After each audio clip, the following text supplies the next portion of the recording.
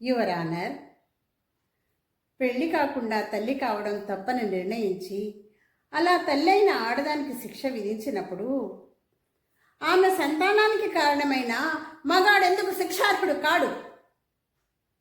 Your honour, దొంగతనం, forgery, వ్యభిచారం ఇవన్నీ నేరాలైనప్పుడు ఒక స్త్రీని వివాహం ఆడకుండా సంతానవతిని చేయడం నేరమని, అలా చేసిన మగవాడిని దోషి అని ఎందుకు శిక్షించదు ఈ సమాజం?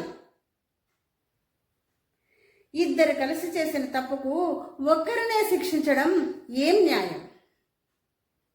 మగవాడికో నీతి, ఆడదానికి ఒక నీతి అని ధర్మశాస్త్రంలో వ్రాయబడినట్లయితే వాటిని అధర్మశాస్త్రాలని ఎందుకు తగలబెట్టడం లేదు? ఈ నవీన యుగంలో, ఈ అణుయుగంలోనైనా ద్వంద్వ నైతిక నీతి సూత్రాలను సవరించి స్త్రీకి న్యాయం చేయవలసిన అవసరం మన సమాజానికి, మన చట్టానికి, మన